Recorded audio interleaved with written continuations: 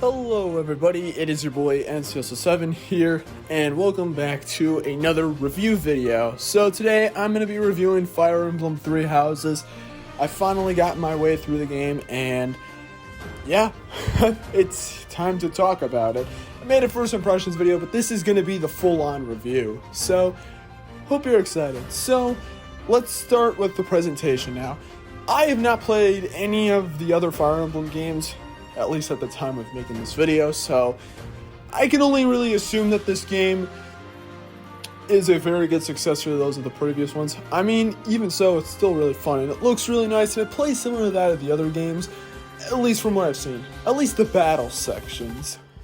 And it's super good. Presentation-wise, it is a bit of a different kind of thing, because this game, unlike, I'd assume, the other games, this game's actually kind of divided into three parts.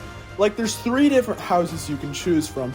The Black Eagles, Blue Lions, and the Golden Deer, which are kind of different in how they pan out. Story-wise, at the very least, and even battle-wise. So it is kind of like three games in one, to an extent, which can seem a little bit much, but it is really, really appreciated once you really do get to sit down with the game. And of course, this game's visuals are so good. Performance-wise, it runs absolutely fine, regardless of what mode you play the game in, and it just looks so nice. Like, it has that anime style, but it looks really nice, especially my favorite thing, the character portraits. They look so goddamn beautiful. There really isn't much for me to say about it, just look at the game. Look at it! But anyways, presentation-wise, really, really good. And now onto the story. Now, I did not play all three routes. I only played the Black Eagles route, and I'm starting the Blue Lions route. But honestly, I'm not even going to really say much about the story, because it kind of deviates a little bit. Again, like I said before, it changes depending on what story you go for, especially later in the game. But I won't get into that too much. Basically, it's about the story about war going on, and you eventually are a professor at this monastery place that has a bunch of classrooms full of a bunch of idiotic students that don't know what to do. I'm joking. There's a lot of really good characters, and that's probably the main thing that makes this game so good. It's not really the story that gets me, it's the characters that get me. Because the characters in this game are so goddamn good. By the way, Hilda and Dorothea are best. Also, I will be making a tier list soon on the characters, so hope you guys enjoy that once that comes out. It won't be for a while, but I will just say the characters in this game are really what makes the game really, really good. At least to me. But then again, it is a game, so let's talk about that game aspect. So this game is actually divided into two styles of gameplay, kind of three, but I'll go over the main two. The first one is obviously the battle system. Now this game is basically just a tactical RPG. You essentially move characters around on a grid, and you have them do various things. They can use like items, they can use like attacks. It's pretty basic stuff. It isn't like super in depth. It's not too deep. I mean, as somebody who's not very tactical, I was at least able to get the hang of things for most of the game. Even after the first couple battles, I pretty much knew what I was doing. I at least had a very good idea of what to do. And the gameplay wise, the battles are fun, but I will be honest, it's a little bit anxiety inducing, especially if you play the game on harder difficulties, as when you play on harder difficulties, your party members actually go away forever. Like, they can't be used after they die. Which I did not play the game on that. I did not do that, because that sounds absolutely ridiculous. But honestly, in terms of the battles, they're pretty simple. The layouts of the maps aren't really too irritating most of the time. Most of the time, they give you enough space for your party to go through, and you go and destroy enemies and whatnot. There isn't really a lot to say. I mean, you can kind of just take a look at the gameplay on screen, but honestly, there really isn't too much to say about the battles that I don't like, except for one thing. So later in the game, you'll eventually start fighting much more of these enemies known as beasts. You see, there's types of enemies. Essentially, there's some enemies that are just like normal people, and they use different types of weapons, whether it be a sword, axe, spear, or potentially, well, a bow and arrow. And then there's kind of the bigger guys who are usually the leaders that you have to take down in every single battle. But then there's also some times where you'll actually have to take down a beast. Now, beasts are very different to fight compared to anything else in the game, because not only do they take up many more spaces on the map, but they also need to be killed multiple times. Honestly, they aren't really that bad until you get later in the game when they really start using these a lot more than I like.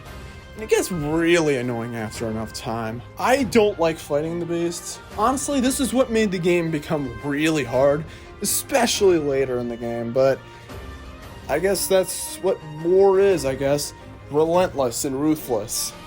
So I guess it captures that well, but screw the beasts, man. I hate those things. But honestly, that's all I really have to say regarding the battle. But then again, there's that other part of the gameplay, which is probably it isn't probably, it is my favorite part of the game, and that is the Monastery gameplay. Now, there are 2 sections to it, which I kind of alluded to earlier. There's one thing where at the beginning of each week, you'll actually be allowed to actually instruct your classmates and whatnot in order to make them more stronger, gain new skills, and stuff like that. Or do some other tasks that can allow them to get you like some more gold or something. Honestly, when it comes to like the teaching aspect, which is basically this part of the game, it's fine. I don't really care too much about it. If you don't care much about it, you can actually just automatically instruct them, which isn't necessarily the best thing to do all the time, but it is nice if you kind of just want to progress quickly. But yeah, it's fine.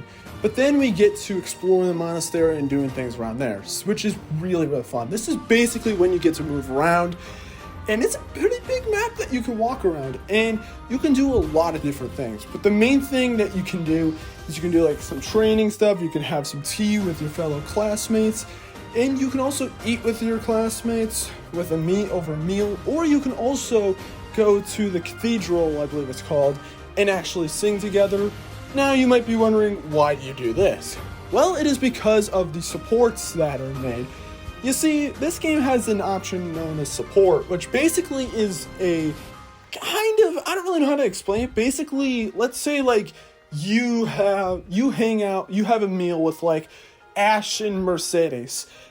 After enough times, you'll actually unlock a support with both Ash and Mercedes where they have like a conversation with one another, and there's many levels to it. You can kind of see it for a little bit. It's really, really good. It's honestly a lot more ambitious than I thought it would be, but it's really, really cool because there's lots and lots of support conversations, and a lot of them are really, really good. My personal favorite is actually the one with Dorothea and Bernadetta. That one's just so cute and beautiful. I love it so much. Again, I'll make the tier list soon, but goddamn, I love a lot of these support conversations, and it's probably my favorite part of the game because it just adds a lot more character to these characters. It gives them more backstory. It gives you a better idea of their personality, and it's really, really cool. So, that is pretty much the gameplay. But, oh yeah, you can also do fishing, which is amazing. But that's pretty much the gameplay. Honestly, it's really, really good. Of course, screw the beasts. They can go die in hell. But honestly, other than that, I really like the game. The battles are kind of anxiety-inducing, but when you're doing good, it really does get fun. And the Monastery gameplay, I don't even need to say much about it. It's absolutely phenomenal. And the controls are completely fine. And next, content. Now, I don't really need to say too much about content because I kind of mentioned it at the beginning. It's basically split between 3 different games. There is plenty of content in the game. I'd say my first playthrough of the game took around, like, pretty much 40 hours to complete, and that's just for one house. Like, there's still 2 more, so you could essentially imagine an over 100-hour game. And for $50 or $60, technically I paid $50 because I bought it at Walmart. That had nobody working there, but it really is. It's easily worth the price. And the music. The music's really, really good too. I mostly remember the Monastery theme, because that's usually the music I listen to the most. And also the normal battle music as well is really good as well, because it just has that nice feel to it. But music-wise, it's really, really good. And that's now we finally get to the final thoughts. This game is really, really good. I think that this honestly, and it's very weird because I honestly did buy this game thinking I wouldn't like it that much. I thought I would have a little bit of fun with like the prologue and the first couple chapters, and then I would kind of drop the game. That did not happen. I ended up playing the game all the way through, and that's really, really nice. But I don't know. I love the game a lot. Now, am I going to play the other Fire Emblem games? Probably not. I don't know. I'm not really that interested in the other games. Maybe I'll check out the future installments that come in the coming time. But honestly, it's a really, really good game. But I don't really know if I want to have another experience like this for a while. I don't know. Great game, but then again, battles are kind of anxiety-inducing, and I don't know. I'm not, again, I said before, not a very tactical person, so there's that. But where it stands, this game is absolutely phenomenal. On my scale of 0 to 10, I'm giving Fire Emblem 3 Houses a 9 out of 10. This game is so good. It has great characters, great story, great visuals, great gameplay, and really good music soundtrack. It's so good. And honestly, if you are kind of on the fence on whether or not you should get this game or not, I highly recommend it, especially if you're into RPGs, but honestly, you probably already played it if that's the case. But if you haven't played it, I would definitely recommend at least trying the game. But those are my thoughts. What are your thoughts? Let me know in the comments below. And if you want to see more Fire Emblem content from me, well, I mentioned that I was going to do the tier list. I don't know when I'm going to do that, but I'll do it at some point in time. And if you want to see like more Fire Emblem content from me, don't expect much, but maybe I can make some more Three Houses videos. Who knows? Maybe I could even do like character analyses or something like that. I don't know. I don't know. If you guys be interested in that, let me know. And also let me know what you think of this game. And with that being said, this is NCS7 signing out. Peace!